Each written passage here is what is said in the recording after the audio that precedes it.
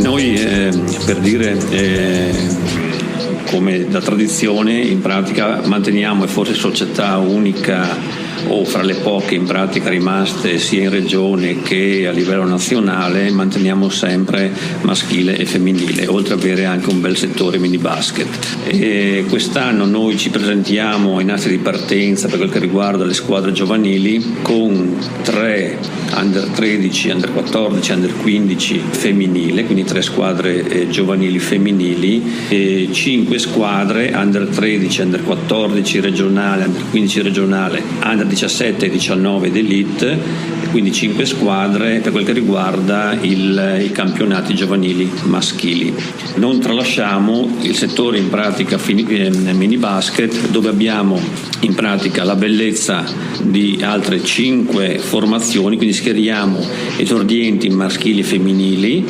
e Aquilotti, Gazzelle, quindi Aquilotti 2004, Gazzelle 2005, Aquilotti e Gazzelle squadre miste 2005, Scoiattoli, Pulcini e Paperine. Con tutti i vari poi nostri allenatori dobbiamo anche fare menzione e sottolineare il lavoro anche dei nostri allenatori. Quindi io direi, sottolineiamo anche De Colle Sandra, che gestisce tutto il settore, responsabile del settore mini basket, e sottolineerei poi, aiutata da Sant'Enrico per quel che riguarda gli esordienti, la Stefani che fa esordienti femminile, la Marchettigianna e Amadio Sofì che seguono Gazzelle e Aquilotti, e Scoiattoli per quel che riguarda Marchettigianna, Pulcini e Paperine con la Sgorlov Natascia. Per quel che riguarda invece le giovanili, le 3 squadre femminili, abbiamo l'Under 14 e 13 femminile che sono guidate dalla Sabrina Stefani, che ormai è una colonna in pratica per il basket codroipese, dopo averci anche giocato come giocatrice, aiutata da Andrea Marzinotto come assistente. Per l'Under 15 femminile abbiamo Stefano Ferro, sempre con Andrea Marzinotto come assistente. Per le squadre maschili abbiamo Under 13 regionale, 14 regionale, abbiamo Enrico San, aiutato come assistente da Filippo Sappa, fra parentesi giocatore che gioca anche in prima squadra. L'Under 15 regionale guidata da Stefano Ferro, e le Under 19 e Under 17 di Elite guidate da Matteo Silvani, con l'aiuto come vice di Zamparini e Alessandro. Le 2 prime squadre, non dimentichiamole, dove abbiamo la prima squadra femminile guidata da Grosso Fabio e con vice Sabrina Stefani, e la prima squadra maschile guidata da Bosini Paolo con aiuto Enrico Santo. Il nostro obiettivo è principalmente quello di far sì e di crescere tutti i ragazzi in pratica che vengono e che entrano a praticare il gioco della pallacanestro e di portarli più avanti possibile. Vorrei sottolineare anche il fatto che comunque non so se Gigi Sant prima aveva accennato, da Codroipo sono usciti anche dei nomi importanti come, non so, Olimpionica Zanussi,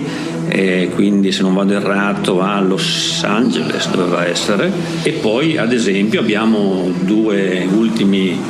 Pascolo Marco che è un 93 nazionale Under 18 e adesso negli Stati Uniti in pratica alla North Platte College, e soprattutto Vittorio Nobile attualmente è stato ceduto poi a Pordenone, dove disputa il campionato di DNB nazionale Under 18. Posso aggiungere alcuni nomi, diciamo, un pochino più storici di questi, che rappresentano i prodotti, i prospetti locali che negli ultimi tempi hanno raggiunto posizioni e squadre anche di prestigio. E non possiamo dimenticare Giorgio Moretuzzo, che fino agli anni 70 ha cominciato, ha calcato prima ai parquet della Serie B giocando a Udine nella Patriarca, successivamente nella Jolly Colombani di Forlì è arrivato fino alla Serie A. Ne possiamo dimenticare Francesco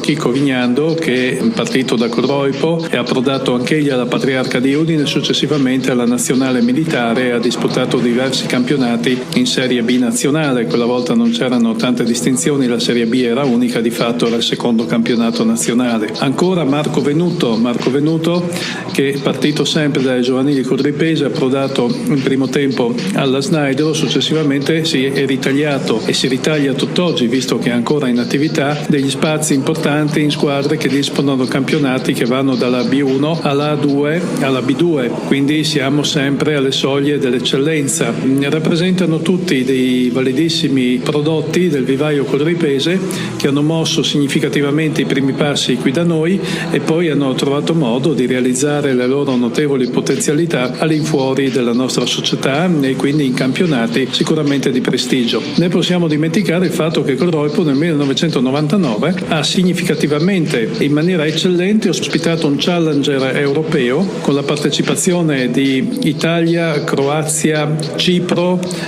Slovacchia, Ceca, Repubblica Ceca e Bosnia, che ha rappresentato di fatto la prima